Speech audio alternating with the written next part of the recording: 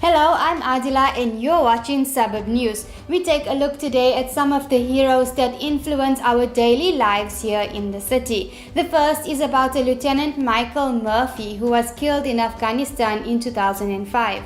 This past weekend, the first Murph Challenge took place in Nelspruit at Baflam Hoërskool.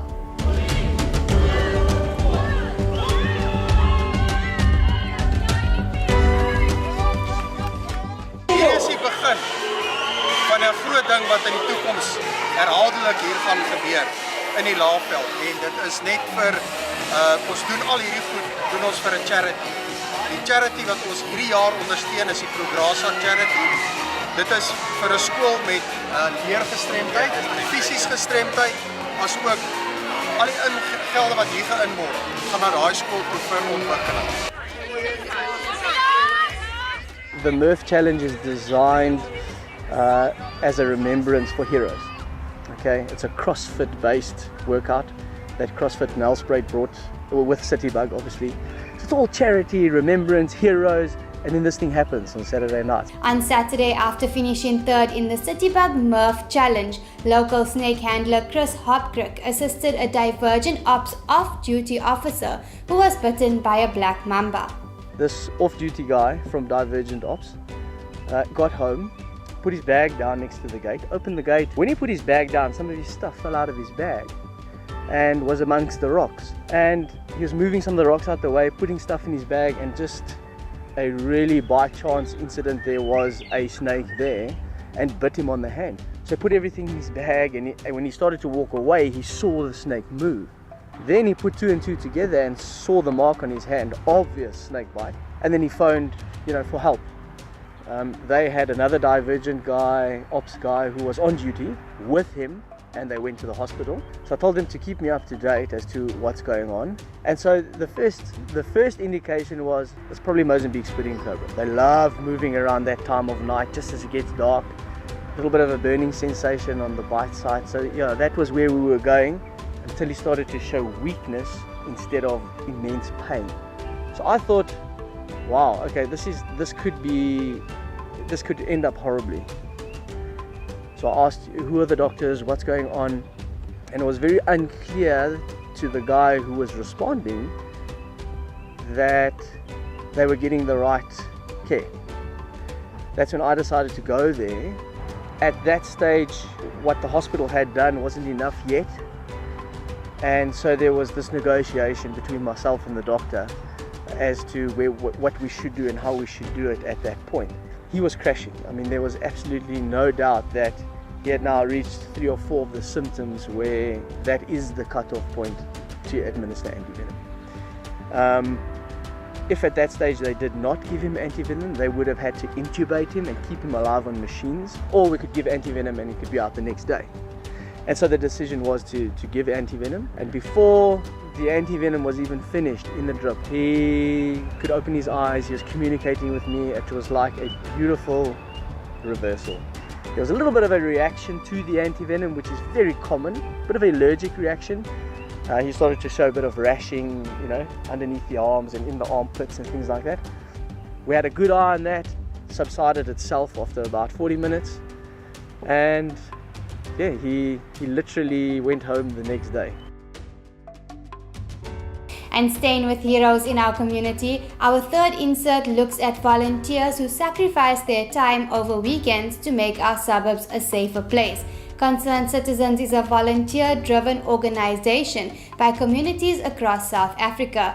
On Friday, Suburb News accompanied Nelspruit Concerned Citizens as they conducted their monthly induction course for patrollers, following a night patrol in the city. Every second last Friday of the month we have a patrollers induction. The group behind me is concerned citizens, some CPF members, some of the service providers, security companies, emergency services. We go through the induction. It's just a short what's the legal implications, what are you allowed to do, what are you not allowed to do, how do you safeguard yourself when you go on patrol. Who gives us the right to do what we do, to put on magnets and reflective jackets and drive through town? We mandate it under the Constitution and the South African Police Act. We're part of Nelspruit CPF. We all know it's a fact. The police can't be everywhere. They're heavily understaffed. Where NCC comes in is what we call a force multiplier. It's just more ears, more eyes, more hands on deck. We don't really take over the role of the security companies. We just help to look out that here might be a problem, and we report it on the channel. And if needs be, if we see there's a serious problem, we get in the professionals, either the security companies, SAPS, ambulance services, whatever the case might be. You make use of an app on the phone, and that's how you communicate. Is this something that you would like to share with the public? Yes, we make use of an app called Zello, Z-E-L-L-O. It's open for anybody. You download it from your app store. You set up a profile, and it turns any communication device, your cell phone, your tablet, your computer, into a two-way radio. And that's where we come in. Nelspruit Concerned Citizens has got their channel, Nelspruit Concerned Citizens. You have to download the app called Telegram, which is just the same as WhatsApp, where you register. There's for every single town and city in South Africa, there is a Concerned Citizens channel. Charlie Papa 121 with Etienne and Ryan working on patrol. So I'm with Simon tonight, and he's one of the Nelspruit Concerned Citizens patrollers, and currently we are patrolling one of the suburbs here in Nelspruit.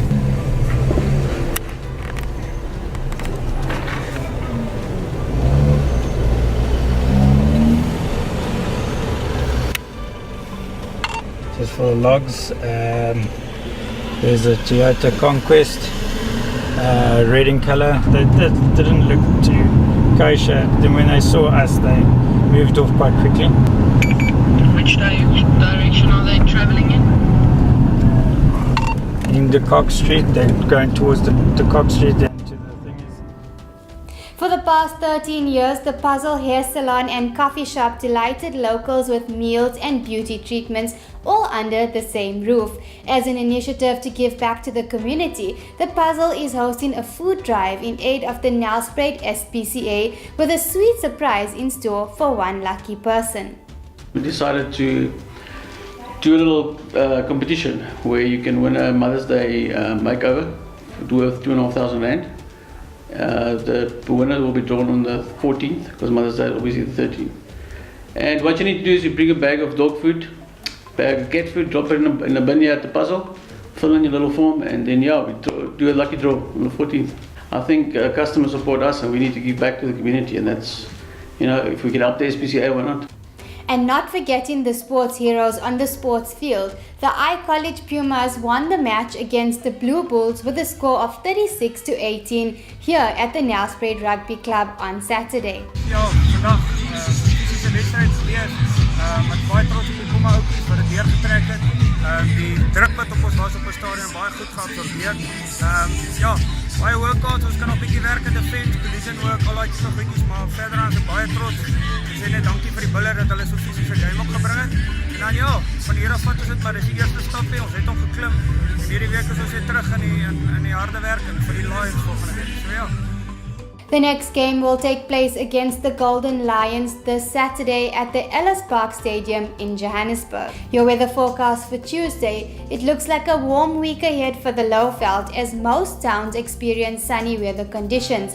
Nelspruit 30, Komatipoort 35, Sabi 30 and Skukuza sunny with a maximum of 35 degrees. That brings us to the end of another hero-filled episode of Suburb News.